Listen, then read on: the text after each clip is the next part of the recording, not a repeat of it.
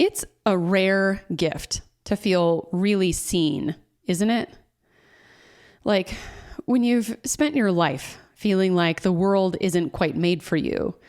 Maybe you hate being asked to pick just one job and stick with it forever, or your family thinks of you as a lost cause, or your resume looks like a leaf floating in the wind, and your friends question whether you'll ever pull yourself together and be a functional member of society, or perhaps all of the above.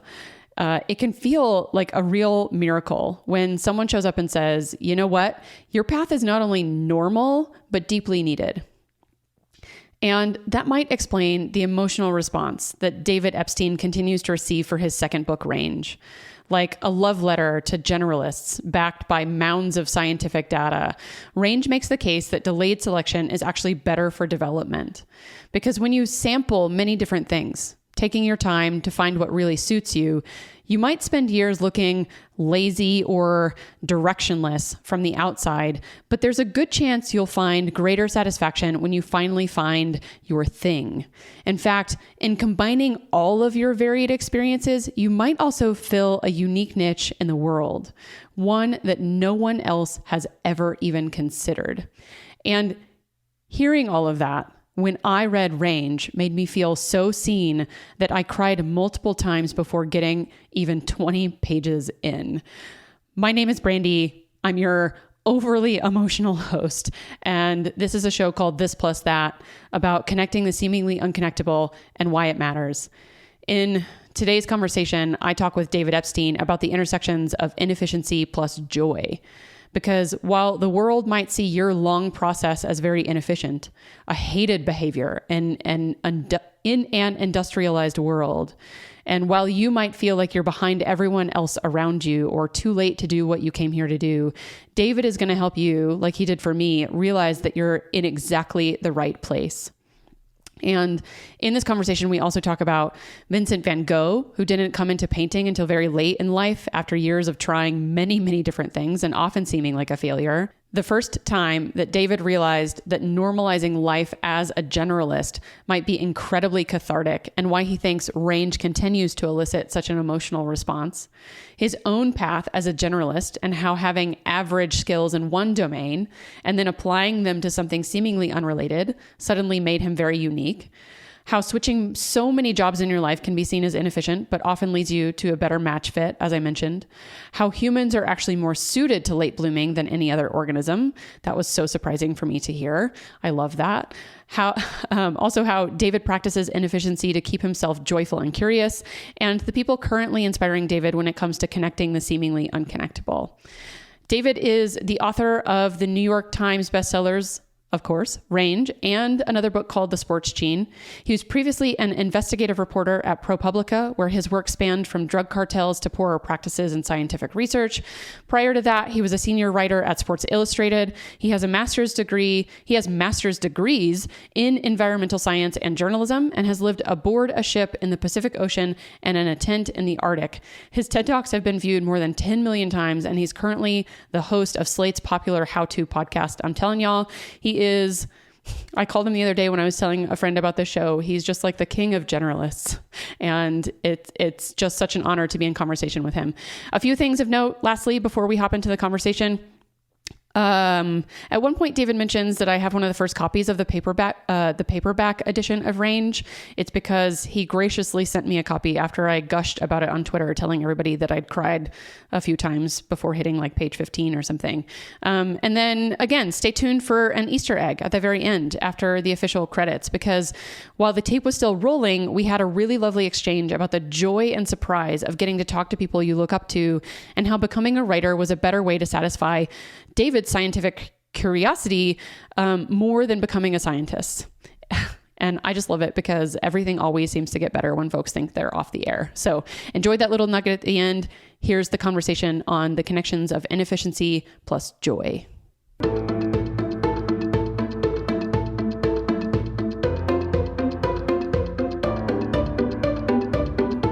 When people sign up for your newsletter, you point them to a few resources. And one of them is this archive online that's basically every letter that Vincent van Gogh ever wrote or received, which is kind of amazing. And in one of them, in like 1880, he's writing to his brother Theo, and he says this: "And now, for as much as 5 years perhaps, I don't know exactly, I've been more or less without a position, wandering hither and thither. Now you say, from such and such a time, you've been going downhill, you've faded away, you've done nothing. Is that entirely true? It's true that sometimes I've earned my crust of bread. Sometimes some friend has given me it as a favor. I've lived as best I could, better or worse, as things went. It's true that I lost several people's trust. It's true that my financial affairs are in a sorry state. It's true that the future's not a little dark. It's true that I could have done better. It's true that just in terms of earning my living, I've lost time. It's true that my studies themselves are in rather a sorry and disheartening state, and that I lack more, infinitely more, than I have. But is that called going downhill? And is that called doing nothing?" So you wrote a book, of course, called Range: Why Generalists Triumph in a Specialized World. And in so many of the interviews that you've done online, talking about the book, or not online, but ones that you've done online or otherwise, when you're being interviewed about the book, people seem to really latch on to their own story that resonates. Mine was probably Van Gogh. Okay. I loved hearing that story. Can you, for folks who are listening, tell a little bit of that story to open us up? Sure. And that letter you picked is from a period basically before he had discovered himself as a painter, as an artist, right? And he had gone through this incredible period where he was sort of bouncing from personal experiment to personal experiment. He was an incredibly hard worker, by the way, and everything he did, like everywhere where peers and colleagues of his left kind of records or recollections of him, it was about how hard he worked. And this was as a student at first, and then he worked as a teacher. He worked as an art dealer for a little while because his uncle owned a very prominent art dealership. He worked as a bookseller at a certain point. That was one of my favorites because his colleagues remembered that there was the store flooded, and he basically saved the inventory by just like tirelessly carrying out armful after armful of book to save the store.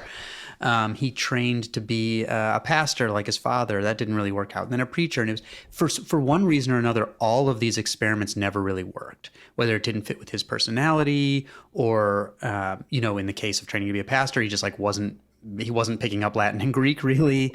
He even made a hat where he would put candles on it so that he could study in the dark, because he said, like, my advantage is going to be that I will keep studying when other people are sleeping.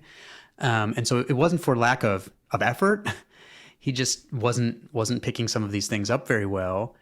And you can see it in his letters. I mean, one of the reasons, like you said, when people sign up for the newsletter, that's one of the resources I suggest, is because to me, not only was he a beautiful writer, so they're just like literary value of the letters, but it's like this travel log of, I think, like one of the great, real-time looks at a creative transformation where Van Gogh is bouncing from career to career. He often writes his parents, and some of the letters to his parents, he'll say, now I got a teaching job or whatever. You never have to worry about me again. I found my thing. It's going great. And then like months later, it's like a complete spectacular flame out to the point where in his late 20s, he's approaching becoming 30 basically. And he is at this point moved out to the coal country essentially to be like an unlicensed preacher and Sunday school teacher for coal workers and their families. And he's given away all of his clothes and all of his possessions. He arrives just after there was this huge mine explosion. And this is where he thrives because he's so ready to like work hard that he, stays up all night attending to families and things like that. But then when things return to normal, again, he's flaming out. Like he's not that great at teaching. Like the kids kind of don't really respect him. And so he's nearing the age of 30. He's given away all of his possessions. He's got really no accomplishments and no achievements to his name. And the one thing he can think to do is kind of document the life of these coal miners that he sees around him. And, in a nutshell, I'm kind of compressing some things here, but he picks up a book called The Guide to the ABCs of Drawing that's written for kids. And he starts drawing the life that he sees around him and realizes that there's something there. His early drawings look awkward, but he's compelled to do it and he's improving. And this starts this series of artistic experiments that end with him just like he did with other jobs of saying like, watercolors is going to be the thing. This is where I'm going to make my mark. And then it turns out his hand is not very steady. And so like that doesn't work out at all. And eventually it leads him to this very unique style of painting where he alone kind of not only succeeds, but changes the field. And everything most people have seen of Van Gogh is like in the last like 2 or 3 years of his life, basically, where he sort of merges all these artistic experiments and has this total creative explosion.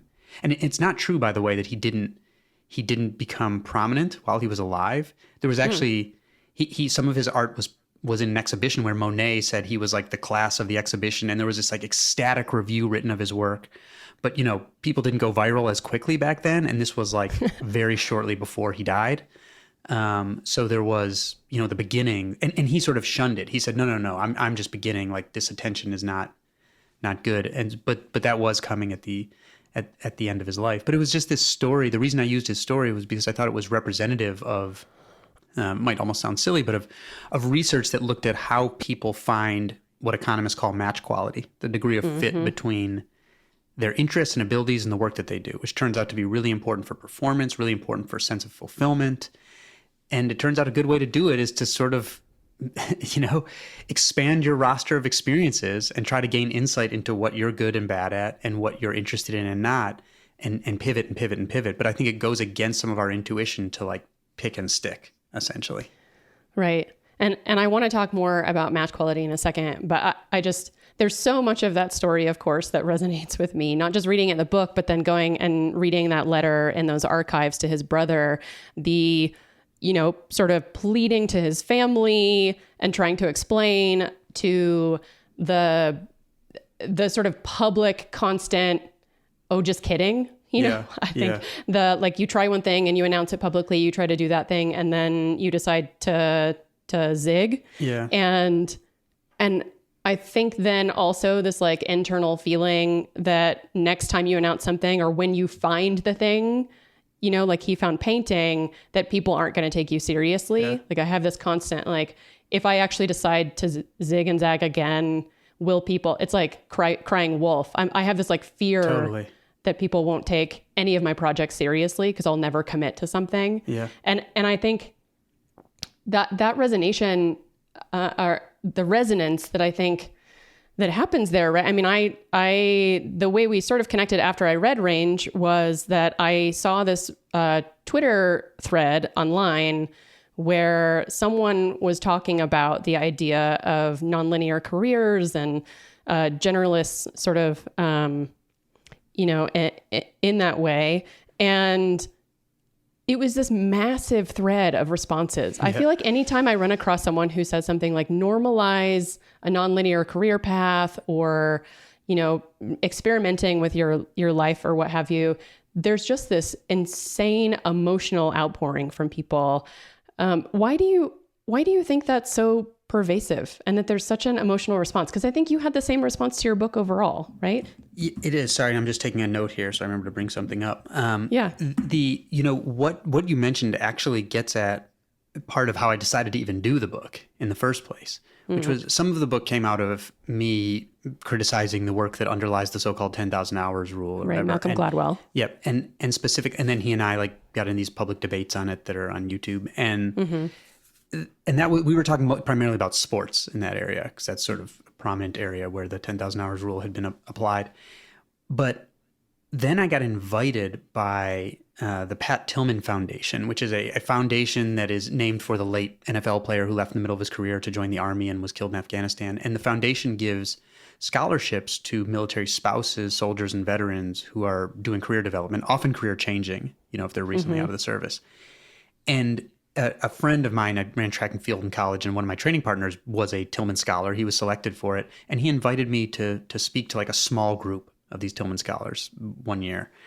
And I go and I'm like, what am I going to talk about? But I had been interested in this specialization in sports stuff. I'm like, but maybe I should look outside of sports just for a little bit of data to tack on since they're sort of career changing. So I go and I talk a lot about like sports development. And then the last 10 minutes I say, and by the way, I've been finding some stuff in other areas outside of the sports world. And they were like, it was like such clear catharsis. It was like 15 people in the room, a bunch of them were like former Navy SEALs and all this stuff. And almost every person came up after to tell their story and saying like, I've felt like I'm so behind, maybe I'm not. And these were people who had these incredible experiences that they could not have accumulated in any other way. And of course now, this was some years ago, now those experiences where they were behind in some ways getting into the professional world have leapfrogged most of their peers because they had these kind of inimitable experiences. That cued something in my mind that said like, oh, this kind of self-consciousness that I myself have felt about my career swerves is really pervasive even in these people who are like the highest achievers objectively. And so I started to wonder if there was something that was normalized in practice, career zigzagging, but not normalized sort of in our cultural thinking. And so I'd start to come across this data, like LinkedIn gave me some data that they did an analysis of 500,000 members of theirs. And it showed that the strongest predictor of who would go on to become an executive was the number of different job functions someone had worked across. And yet I would argue their product might militate against people wanting to take that career path. And yet it's still jumping out of their data, in this this research from MIT and the US Census Bureau that found that the average age of a founder of a fast-growing tech startup on the day of founding was 45. I gave a talk at some like group of people who pay to come together and talk about investing in startups, and they guessed 25, right? And the answer is 45. So I think in fact, this professional swerving and sort of later development and accumulation of experiences has become normalized in fact, but we still tell people that it's like the exception when it is actually the norm. And so I think there's a lot of kind of public encouragement and even catharsis to be done when people start sharing these stories so that we can realize that this actually has become the norm now, even if we're so maybe we should facilitate people feeling good about this path as opposed to forcing them to feel self-conscious while doing it. Yeah, feeling so terrible. So you mentioned part of this really was your own journey of zigzagging in your career. Me search, as scientists like to say. Yeah, exactly. So because I was going to ask, like, beyond the interaction with Malcolm Gladwell and all those things, like what actually made this, really personal for you and your own story? Because I know, so part of what I love when I was looking at like all the things that all these varied things that you've done in your life, both of us actually wanted to be an astronaut at some point. All right. So a lot of my story was, growing up as an artist, and at like 35 or 36, I was listening to a podcast of a NASA astronaut, and I sort of had a moment while I was like cooking in my kitchen, like, why didn't I ever consider this? And realized that at some point my family had this, or for a lot of my life, my family had this story that, my dad and I were the creatives of the family. And so like the sciences weren't really for us. And I was not really that good at math or science in my life, or at least in classes. And I've said this in other interviews, but basically you had someone at some point later in life go like, you weren't bad at math. You just had probably not very good teachers. And so there was a moment, like actually the beginning of what led me here to a conversation like this was this sort of interjection of a thought that was like, what if at 36 I could become an astronaut? And so I started sort of exploring that path, and, it zig and zagged me elsewhere, but was still an interesting exploration. But so you started out by wanting to go to the Air Force to be a test pilot, to become an astronaut. Then you fall in love with geology by taking sort of like a random class. And then you take geology and astronomy to get into research. You decided to do synthesis work because you realized that you could easily get into such a narrow path in that you could easily start to, like, you would do work alongside other disciplines, but you wouldn't necessarily be able to pull in some of that knowledge that other people were researching, right? And so then eventually in journalism at Sports Illustrated, you realize that all of this has basically led you to a point where you have sort of this unique perspective, which is this scientific, data-driven view of the sports world, right? So then you became the youngest senior writer there quickly because you took on sort of these odd skills and applied them where you were at. So I'd love to hear a little bit more about that, but also like in all of this jumping around, was your own family, like, did they think of you as lazy or directionless? And, did you have to do this sort of pleading like Van Gogh did with his family? That was a better summary of my career path than I could have done in that amount of time. So I just want to commend you for obviously having gone through more of my interviews than anyone but like my sister should ever do. So I did watch a lot of interviews. Well done. Thank you. It's very easy to tell who's like really done their homework. When you do the interviews, you have obviously really done your homework.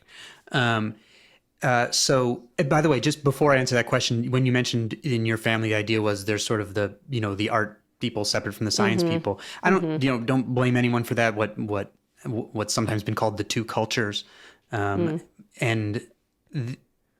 it's notable that like Nobel laureates are, as I mentioned, in range like 22 times more likely to have an serious artistic hobby outside of their work, and it often comes around and informs their work. And so I think that divide between the arts and sciences, we should, disciplinary divides are necessary evil for making the world comprehensible, but somebody's got to put the world back together again. And so anyway, so I'm sorry that, we all kind of deal with that artificial divide, but yeah, well, really quickly, because I think you'll launch into the answer to my question, but I actually, there's another interview that I've done with a quantum physicist who's also a poet, and it will probably come out online after the one with you, but I start that interview with a quote for him that's your quote about that exact thing, about scientists and Nobel laureates, and how a good majority of them are folks who have dabbled in other things. Tinkered is the word you use, I think. Cool. Tinkerers. That's really neat. I'll definitely look out for that and share it. So my family, I think when I was like 16, I was sure I was going to go. I almost went to the Air Force Academy. I got the congressional recommendation, all of that stuff. But I sort of realized my interests were expanding, and like you said, not to go back over my career stuff, but when I got to Sports Illustrated, I was a temp fact checker there, and I pretty soon realized, like you said, that it was these, and I did not realize at the time that my science background, initially I didn't realize that my science background was going to be my strength. I sort of thought, okay, I was in grad school, I was living in a tent in the Arctic training to be a scientist. I learned that's not the path I wanted to follow. That's a good, important thing to know, but kind of it was time wasted. And so when I got there as a temp fact checker, I was like 5-6 years older than the people that I was doing, lower level work for. But pretty soon I realized that this, like, I was at average science skills, among other scientists. But then you take those like average skills among scientists, you move them to a sports magazine, and suddenly you're something super special. Suddenly you're like the Nobel Prize winning scientist 100%. of the group. Yeah. And once I realized, I started doing that sort of thing more consciously, saying like, what skills do I have that are pretty normal in this milieu of people around me right now that I can take somewhere where they'll be seen as really special? Yeah. And that's kind of been every pivot I've made since then. And as far as my parents, they really, I did not have to do the Van Gogh of convincing them. I was much more, I would say that when it came to career progression stuff, I was much more high strung than my parents, for sure. So like I was sort of that same Van Gogh, like a level of drive that Van Gogh also had. Yeah. The way he approached it resonates with me because I've sort of talked to myself that way. Like he has this one letter that I loved, that I excerpted, where he talks about, knowing he has this drive, he can work so hard. He's so passionate. He's so sensitive. He's observant. Again, some of his writing is just truly beautiful. And he writes this letter where he likens himself to a bird that's in a cage in spring, and he sees other birds flying by and knows that he's supposed to do something, that there's something within him he's being called to do, but he doesn't know what it is. Obviously in this case it's migrating, but the bird's in a cage, so it doesn't know. So he says he's just like a bird. He keeps banging his head against the cage saying, there's something within me. What is it?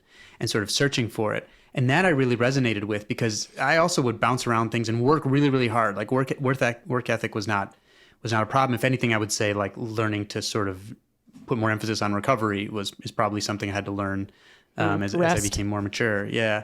But it was that sort of looking for, where do I fit? I had interests in science, obviously I had interest in sports, had interest in the arts. And it wasn't really until I started to realize that I could like merge some of these things in interesting ways that I started to realize there's a place for me to fit. So there was never the pressure from my parents. I mean, I remember like, if I wouldn't do as well on some math test or something at school as I wanted, I would like intercept it in the, when they used to like send some grades home, I would intercept it in the mail before my parents would even see it.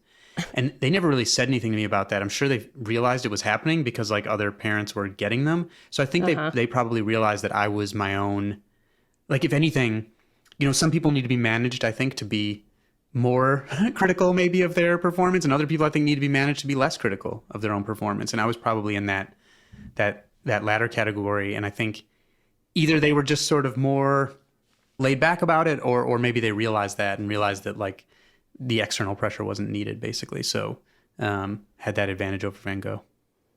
Yeah, I think that, well, first, that bird in the cage is actually part of that same letter that I quoted from. And that was a part that I think I got goosebumps reading. Because probably 6 to 8 months ago, I remember being on a walk with a friend, Emily, in the middle of the pandemic.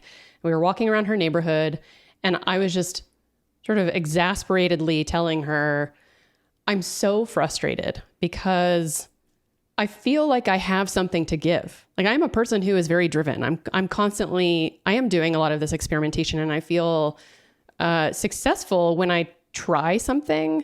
My problem just seems to be that I'm not all that compelled by much of what I try that long into it. Mm-hmm.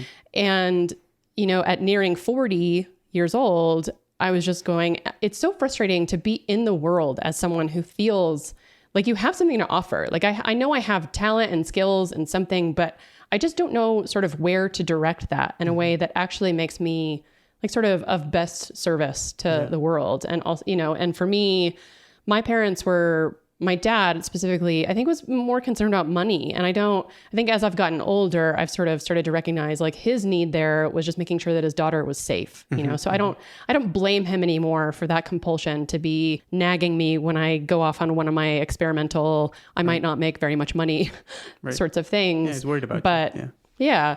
But it's still a pressure. And I've heard you talk about how working in this way in the world can be seen as really inefficient. Why? And also, I love this comment that you have in something, I forget what it was in, but you mentioned how you think we've gone from an industrial economy that really is focused on something like efficiency, right? And I think that's where we get a lot of our compulsion toward efficiency. And then we moved to the knowledge economy.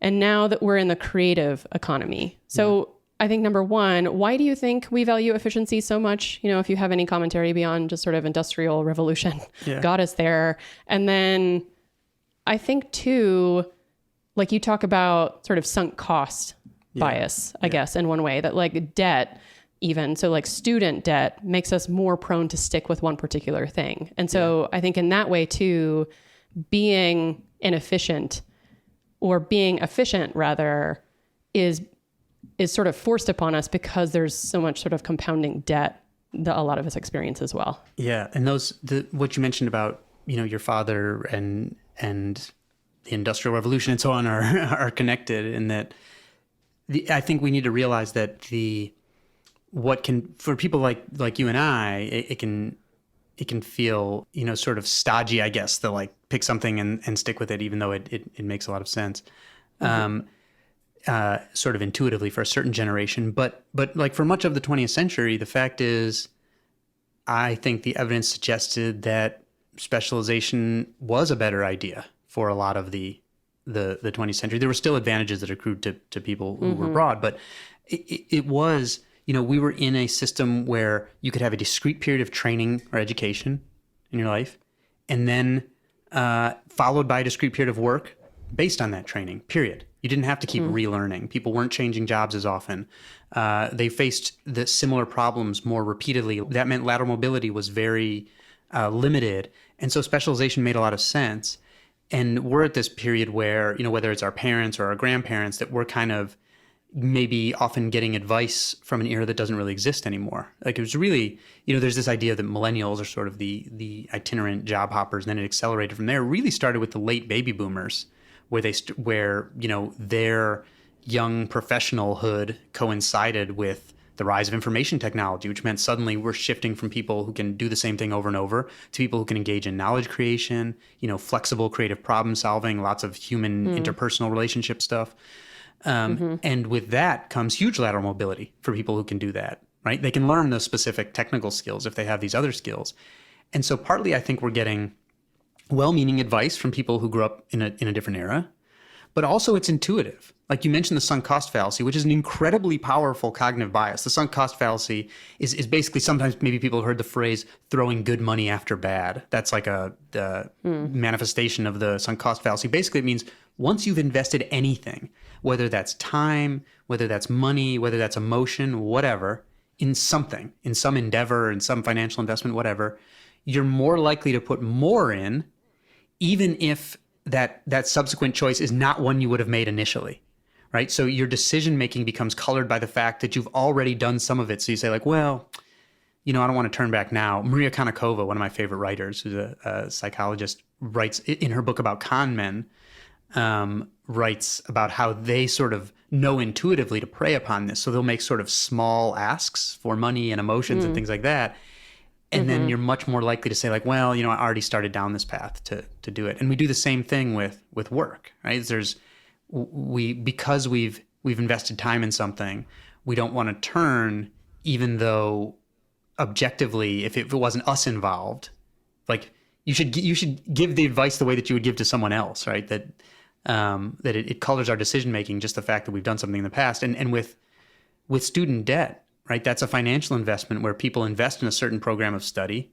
And the more that debt is, the more likely they are to continue down that path, even if it's not a good one for them, which I think is a big problem, because and I just added, to the afterword of the book, which you have one of like the first copies, this research looking at a dozen countries where people were matched for their education, their parents' years of education, their national test scores where those were available. The difference was some got more career-focused education and some got broader general education.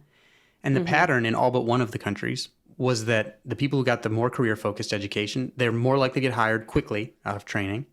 They make more money right away, but they end up so much less flexible in this changing work world that their growth rates are slower. And if there's shocks to their industry, they end up out of work much longer. And so they win in the short term, but they lose in the long run. So they're overtaken by the people who have this broader base.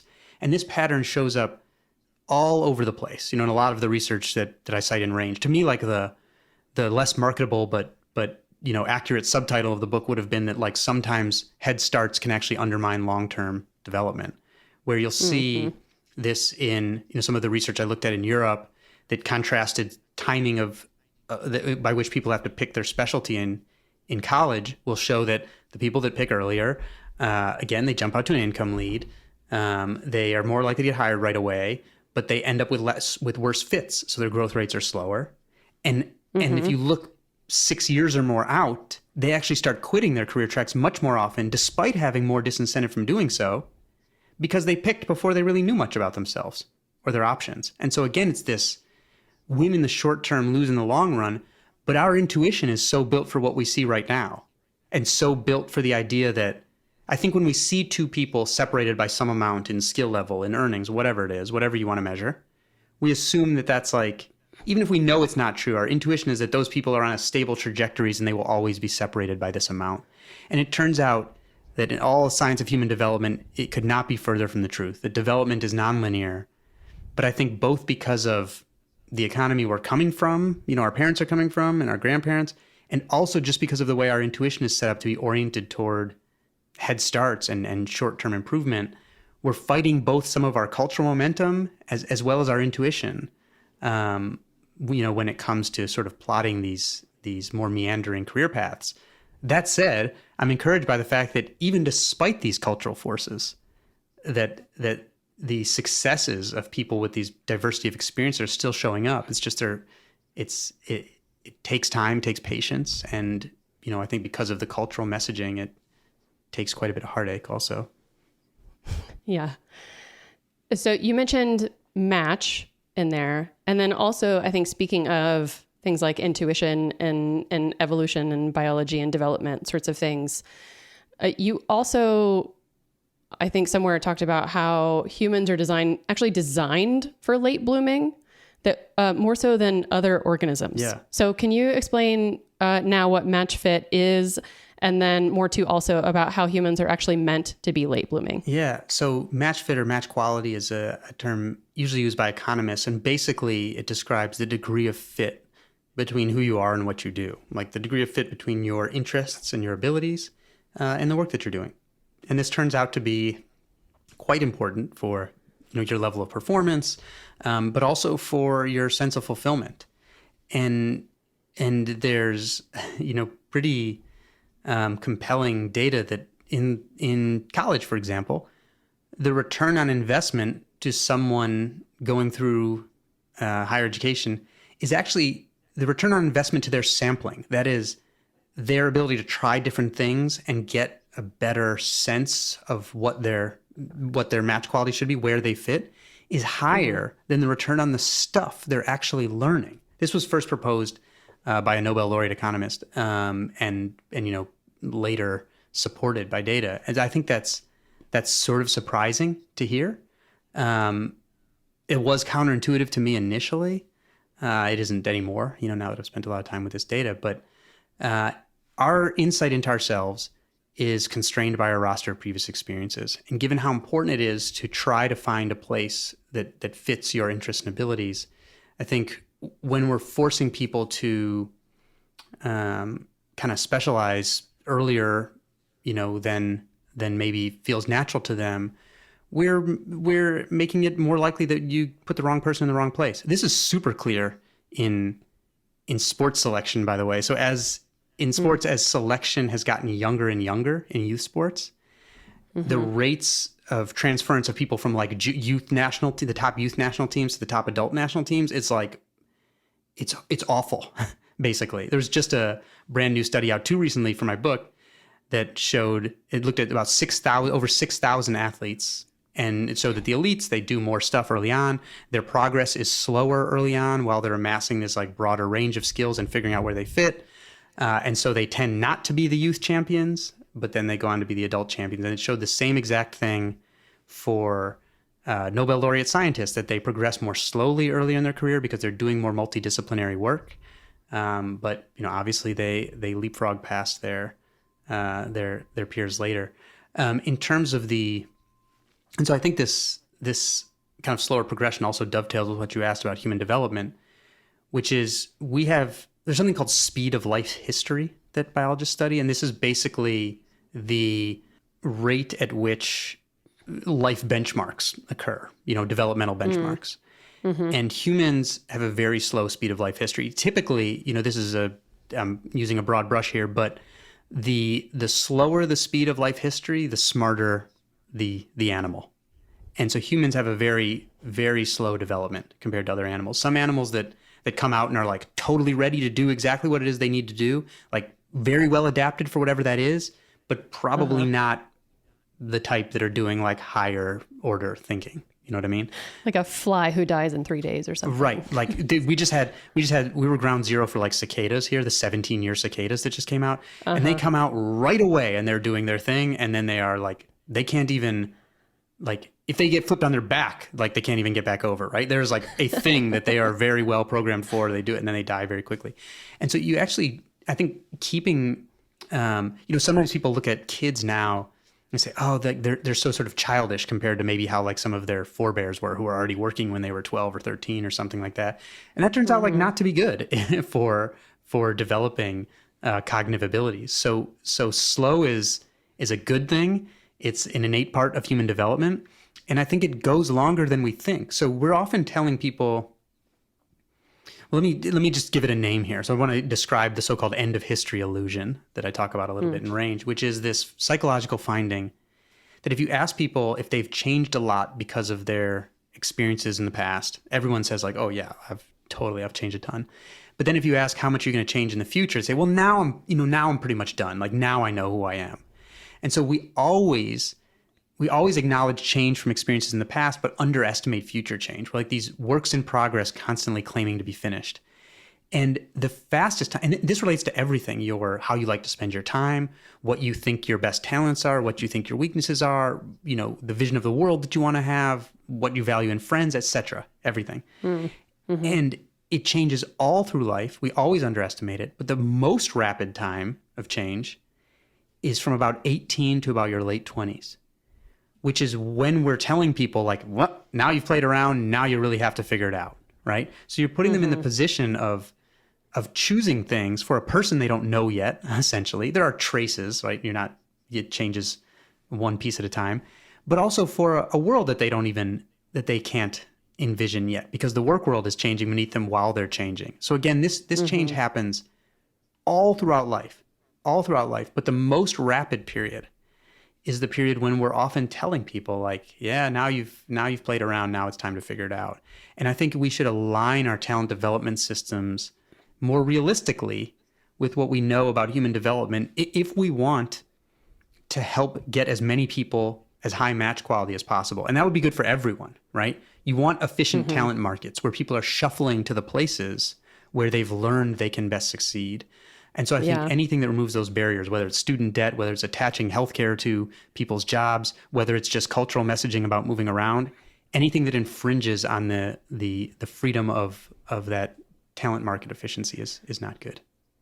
Yeah, it's like the sort of adage about moving slow to go fast or what have you. Totally. Where I saw somewhere that you said that you can sometimes spend a year reading 10 articles a day every day before you even start writing a book. And I think a lot of people might look at that as really inefficient. So if they talk to you while you're in the middle of that year, it might appear as though you're not really doing anything. But when it will. Yeah. But then when you go to write the book, as a writer, you might contend with this, but I'm guessing that you at least write it a little bit faster than you would have if you didn't do that sort of early digging. Not only that, but I used to, so that's been what I've done for both of my books is I try to read 10 journal articles a day. And I don't, I'm not necessarily reading every word. Like if I've realized this isn't a study that is good, I'm maybe not going to read through the whole method section, whatever, but I try to get through 10 a day for the first year. That's what I've done with both of my books. And I sort of start making a map of topics and their relations and the names of scientists that come up over and over, who I'm going to want to talk to. And for my first book, that developed a little bit organically as I was just kind of trying to get my head around the topic. But the second one was more systematic. And I very often kind of chastise myself for this inefficiency, because I'll follow some paper to another paper and I'll spend a week going down some rabbit hole and come up and be like, how did I ever think this was going to be something I would end up writing about? But I've also realized that the allowance for that inefficiency, for lack of a better term, I need a better marketing term like wide search or something. Really kind ranging widely, perhaps. Yeah, it is my competitive advantage, basically. The willingness to do that. The willingness to spend that time knowing if there is a way that I could just target the things that are right, I haven't figured it out. And so in casting this net, where I sort of connect work from different disciplines, I have to allow, a serious measure of inefficiency. And I think I've realized that my willingness to allow that is exactly the advantage that allows me to find some of these things that other people have overlooked or not connected, basically. And so it is inefficient. It's like all these things, short-term inefficient, long-term, it's the most important thing I do. Mm-hmm. And I think another way that you also speak of match fit is a kind of joy, like a fulfillment that we find when we finally land on something that we'd like to stick with and specialize maybe from there, or see an interesting opportunity at the intersection of all of our interests, sort of like you and science and sports writing. And so there's sort of this connection between inefficiency and joy, if we're going to sort of call match fit a different kind of way of experiencing fulfillment and joy in the world. Yeah. And that I think you're describing sort of implicitly some of the Harvard's so-called dark horse project. There was this research on how people find good fit in their work. And in this case, a lot of the people studied in this project were financially successful, but the dependent variable was fulfillment. So that was not a requirement. It was, were they fulfilled? And the pattern of, the reason it's called the Dark Horse Project, it wasn't called that initially, it was just looking at how do people find good fit in their work. And it turned out that the large majority, not all of them, there were some people who had followed a linear path. It was just rare. It was the exception, not the norm. but most said like, oh, well, I did this thing and that didn't really work. And then I tried this other, but that wasn't, so I, zigged and zagged. And so don't tell people to do what I did because like I came out of nowhere. That's why it's called, dark horse is a phrase for someone who came out of nowhere. And often that's what these people would take, this approach of sort of short-term pivots, saying, here's who I am, here are my skills and interests today, here are the opportunities in front of me, I'm going to try this one. And maybe a year from now I'll change because I will have learned something about myself. And they just keep doing that process of triangulation until they, until they find a place where they uniquely fit. And again, I think this is a lifelong process because also the work world is changing around us.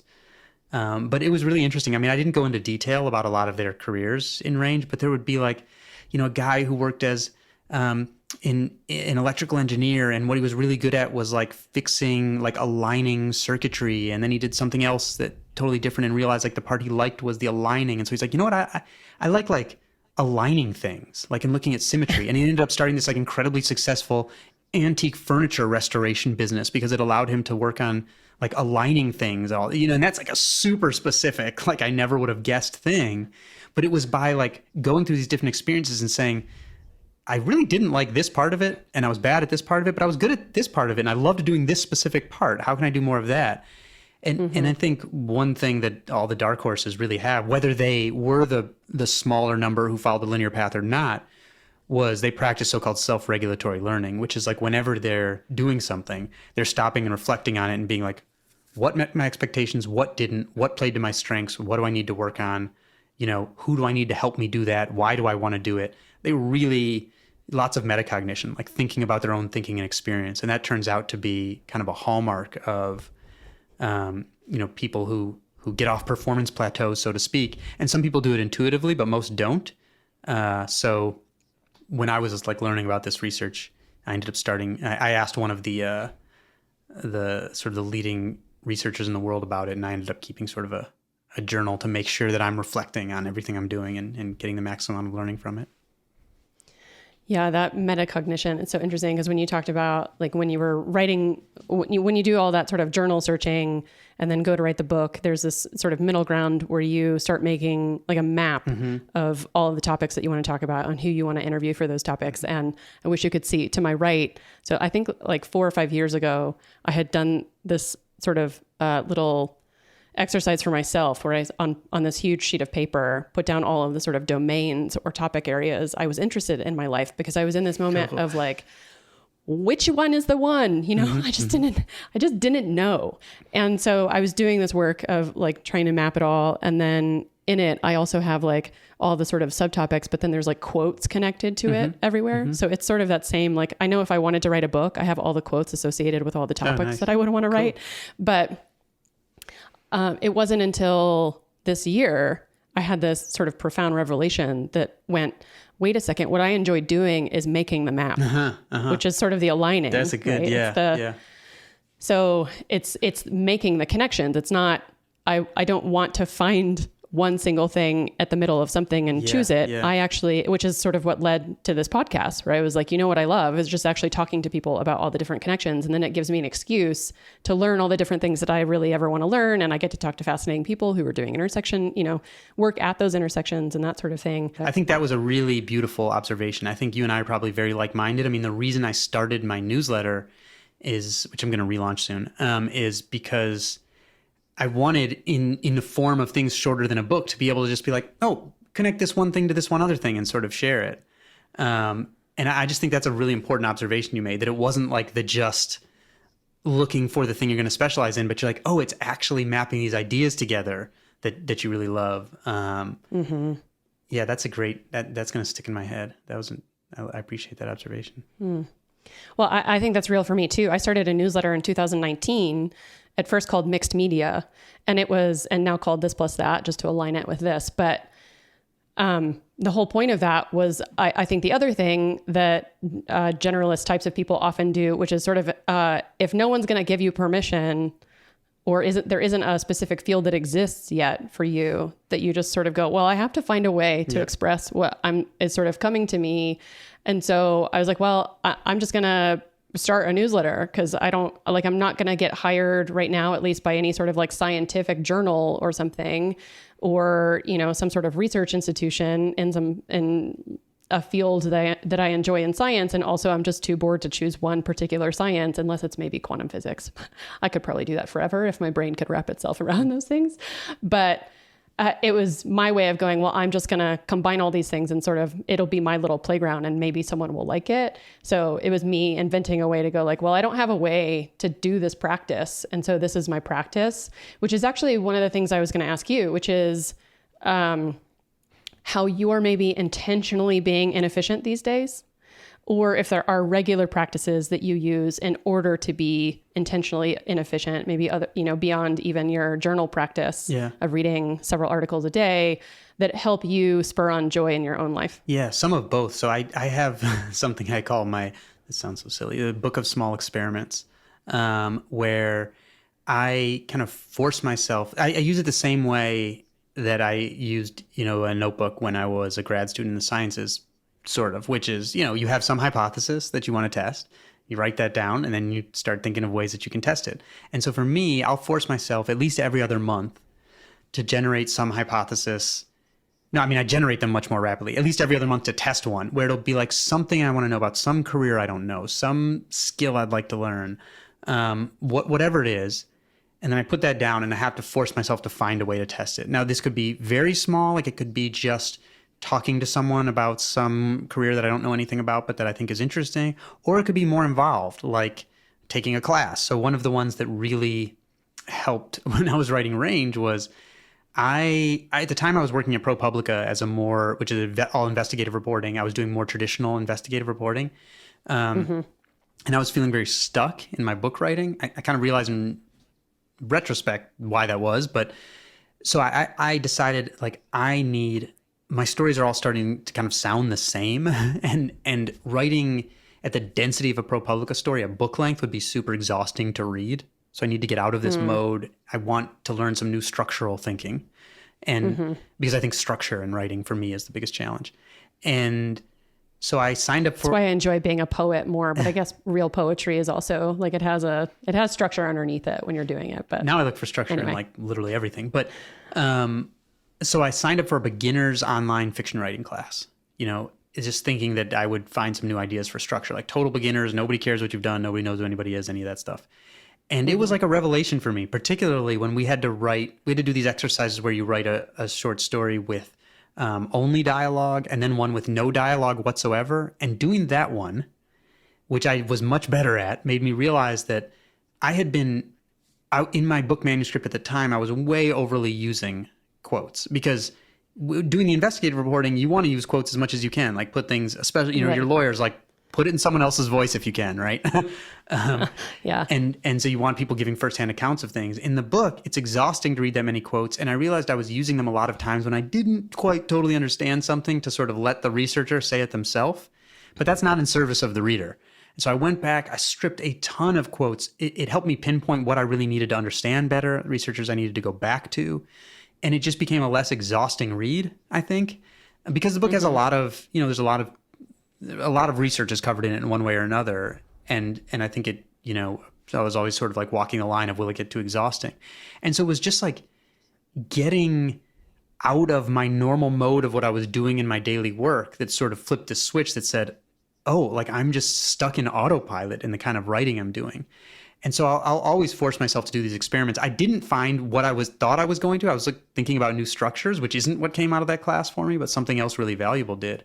And so I'm always forcing myself to take on those experiments. And I really make myself do it and stick to it. And so yeah, my book of small experiments is kind of my tool to make sure I'm being inefficient, as if I like really need much help doing that. I mean, for me, like, like independent, it's great. Algorithms and recommendations are fine online and great and everything like that. But also, bookstores and libraries are like where I go to find interests I didn't know I had.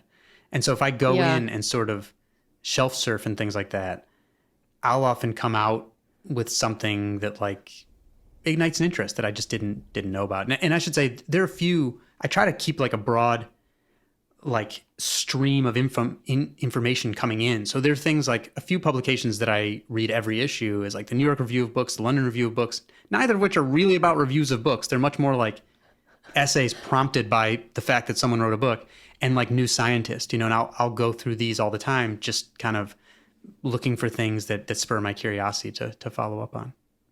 Yeah, I love that. I do that as well. I feel like reading is really my practice of making sure that information flows so that I have a constant source of possible connections to make, right? And so a library is just one big place to go scan. Okay, two last things. And one I want to make sure to get to, because I think it was such an interesting, especially in a conversation about the connections between inefficiency and joy, where you're in conversation with Malcolm Gladwell, and he makes this association because you're talking about sports, and he sort of, I think you can see him realize while you're talking and speaks this to you, that he's realizing that in sports, when you do repetitive tasks, it can more frequently lead to injury. And so when you take that idea into the work world or whatever we might be doing, that if we just keep doing the same things over and over again, actually is a sort of injury, but how we refer to burnout, which is kind of the absence of a joy. I think when you're so spent that you can't really experience joy. So I just wanted to say that because I think that's so fascinating, and to hear you maybe comment on that. But also, I think the last thing is, I know that one of your big inspirations in the world is Frances Hesselbein, the most successful CEO in the history of the Girl Scouts, who basically refused to ever plan anything or ever consider that she actually had a job, even though she's still working or was still working beyond 100 years old. She's still working. She's 105. It's incredible. Yeah. And so also just to hear who currently is someone who's really sort of lighting you up or is an inspiration that's doing the connection between things that seem unconnected, but are actually relevant to each other. So the first one about Gladwell and sort of talking about the burnout, one thing I go into in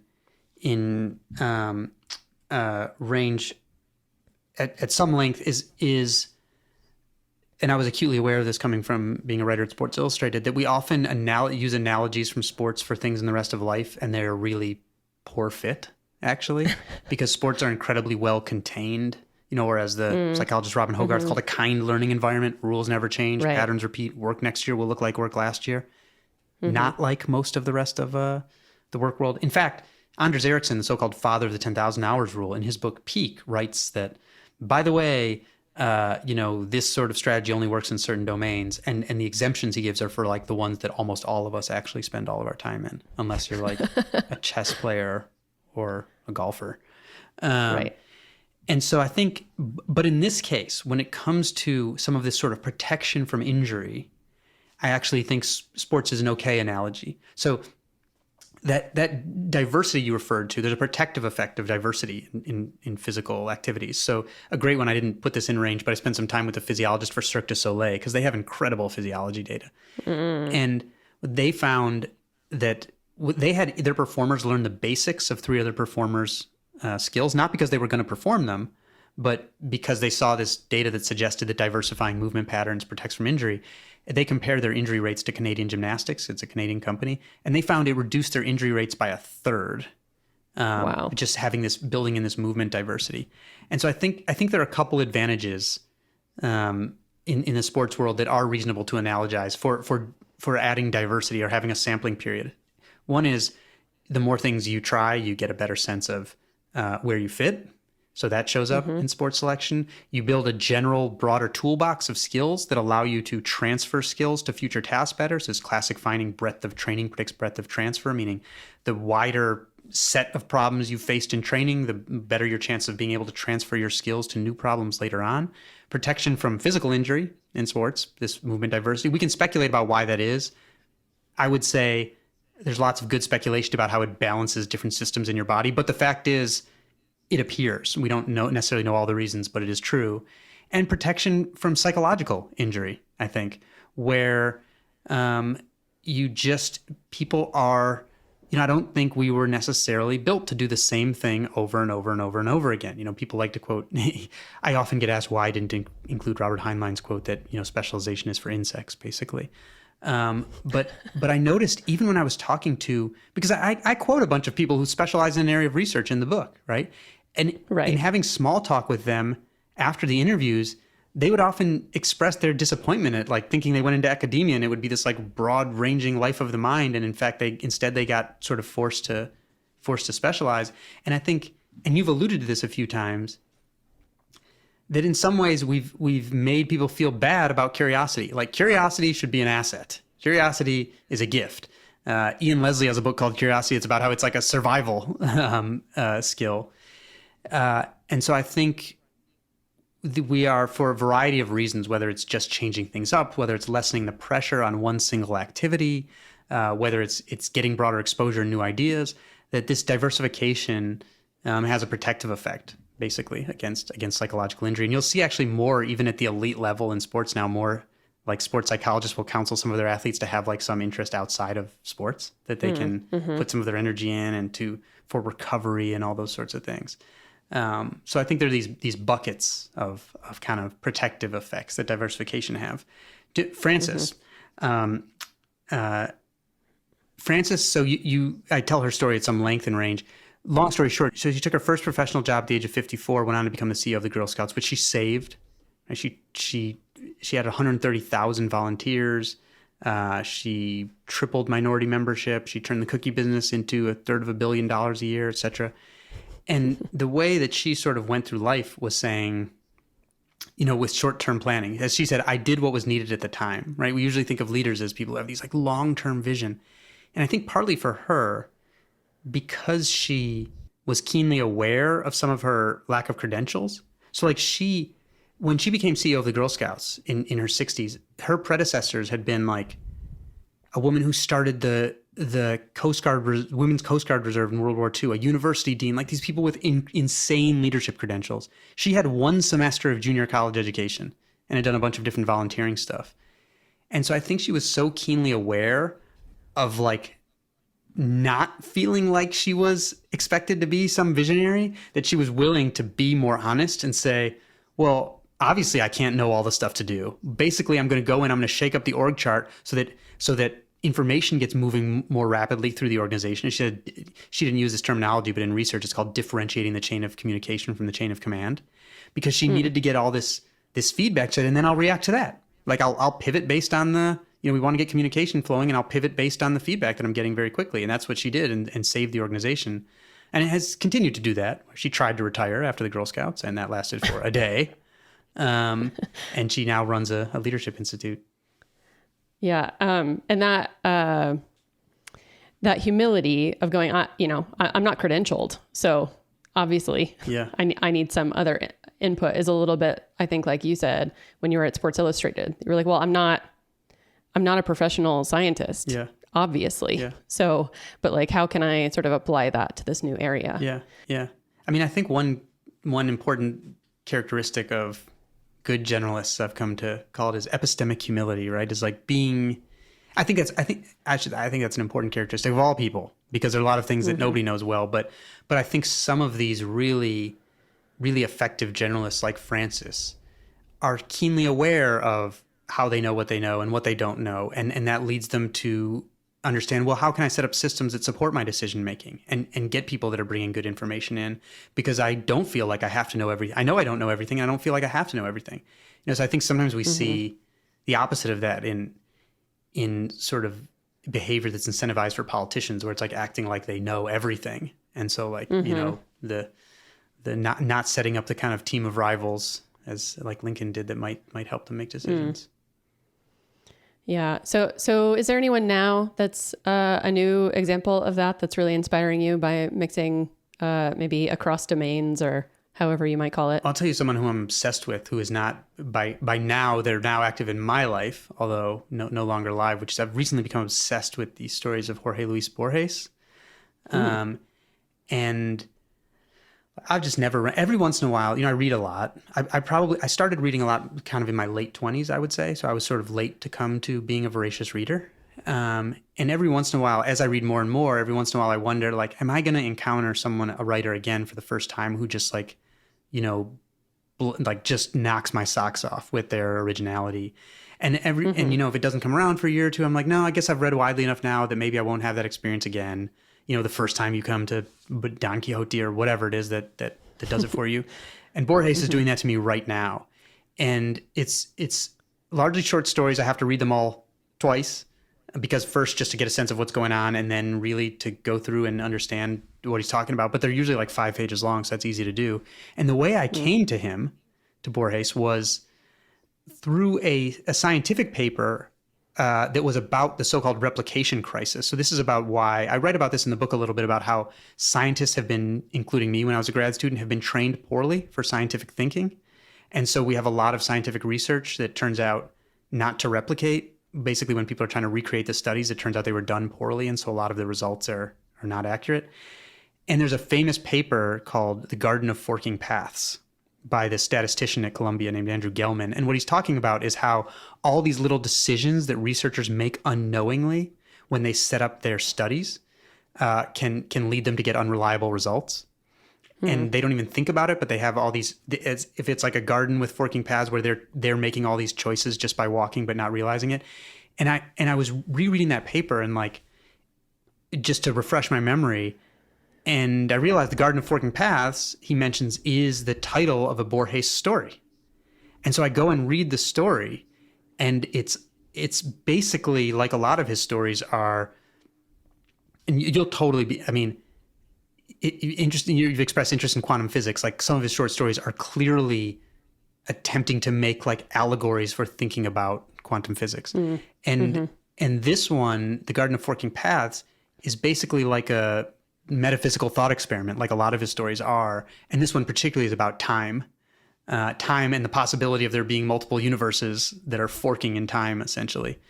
And so his stories are really mathematically and scientifically informed in a lot of cases. And I think what they're often doing is trying to put you in the position of a character where it says, let's say this thing is true about the universe. Now I'm going to give you a character to actually like play this out in a more real way in your head so you can think about it. So the most famous one is probably the Library of Babel, where he conceives of the universe as this unending repetitive library, and the question of whether there is any sensible material in any of the books, or it's just randomness because sometimes you get combinations that make words. It's like, is there order in the universe or not? It's kind of the central question. And so his sort of... Wow. That's almost like the sort of existential question, I think, that's like, if death didn't ever happen, would life have meaning? There's, you would love Borges, I'm telling you. It reminds me of Einstein's dreams. I feel like maybe have you read Definitely, that book? Yeah. Yeah. So it's a lot like that, where it's a thought experiment about how would society act if we conceived of time differently culturally. I also love, I think that in this last week, I made this connection, because I love quantum physics. Electrons are really fascinating to me because, they'll hop from one place to another without traveling the distance between, and only really exist if they're observed, sorts of things. And I was thinking about scientists and how we tend to think of scientists as folks who are these objective thinkers who go in, do an experiment, and, the X plus Y equals Z sort of thing. But I was sort of thinking about scientists a little like their experiments are a little like electrons. They only exist because they're coming through the eyes of the observer. And because of the observer, the experiment or the electron is being influenced, right? So that we just can't really think about science as though it's not influenced by the observer's own values or lenses with which they see the world, and how that relates to electrons. There's a great paper. I can't remember that. Gosh, I wish I could remember the exact title of it right now, but it's like, this isn't the title, but something like The Lie That Is the Scientific Paper or something. And basically it's about how experiments really happen, which is with like a lot of imagination and choice on the part of the person constructing the experiment, but then you write it in a paper as if it was like this, you were just an observer and all this other stuff going on. And I think the format of scientific papers is good for clarity and certain things like that. But I think it very often obscures the actual like imaginative, creative, often subjective process that actually occurs in scientific. Right, like journalism. I mean, we have this like obsession with making sure that journalists are objective creatures. But as I'm sure you know, as someone who writes journalistically sometimes, that's equally as influenced by your own experiences. Yeah, definitely. Yeah. Well, David, I don't know. sort of at the beginning of this, I was telling you that in reading range, that 12 pages in, I felt so seen. I had cried 3 times. That's amazing.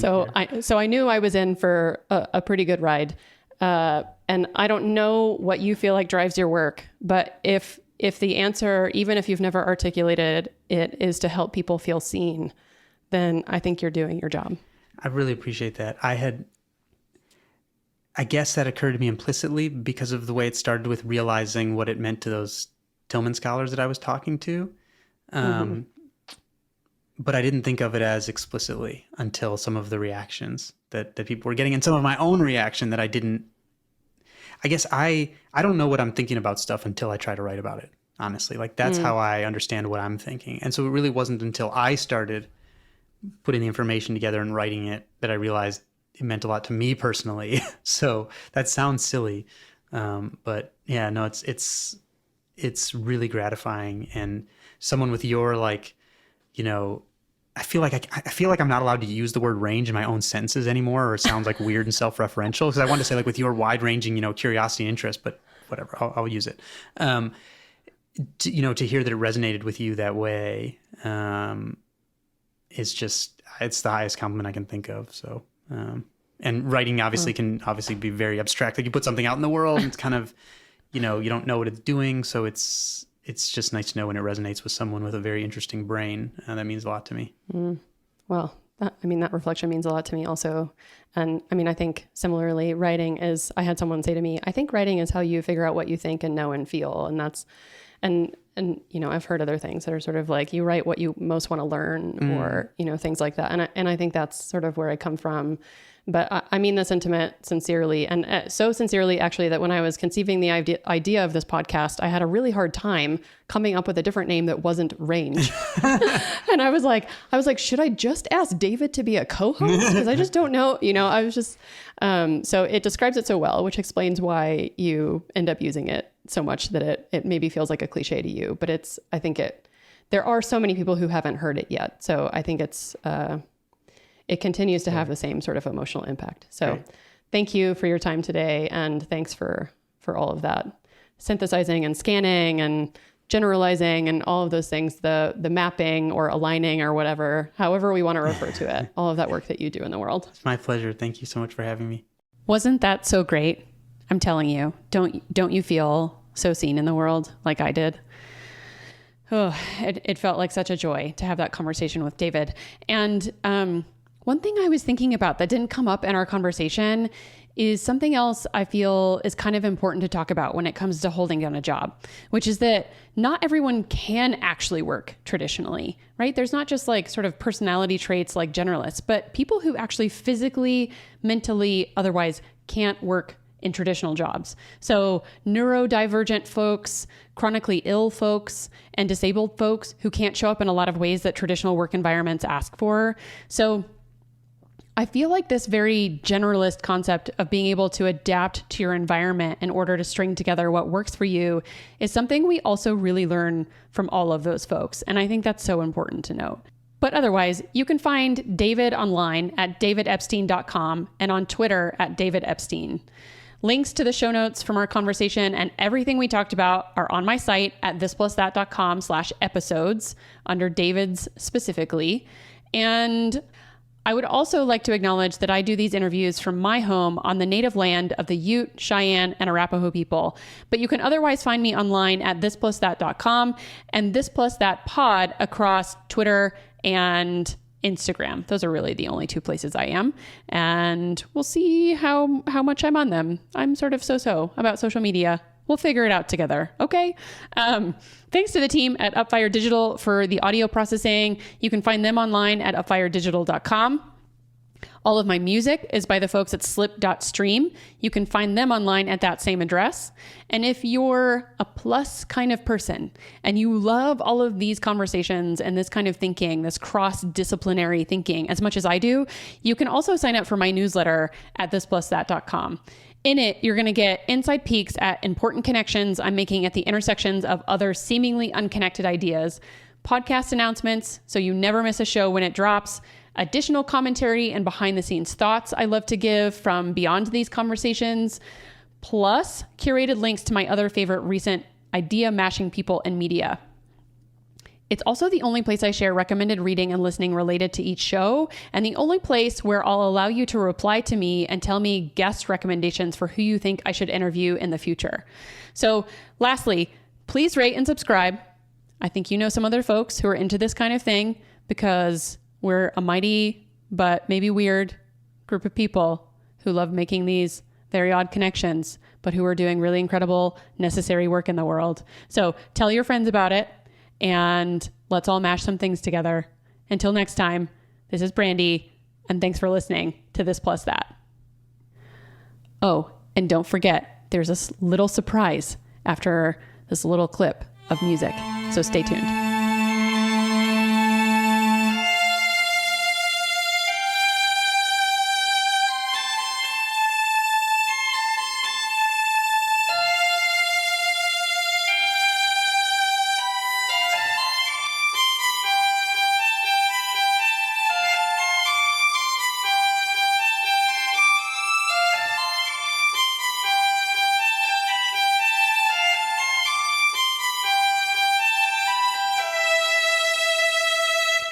All right. Well, I'm going to let you get on to your next thing. Okay. Thank you for the additional little bit of time. My pleasure. I always build in some buffer because I don't want to like cut anything off. And I really appreciate, like I said, I have conversations like this for fun, especially when someone's like done their background and is really interesting too. So it's a pleasure to talk to someone like you. Yeah. Well,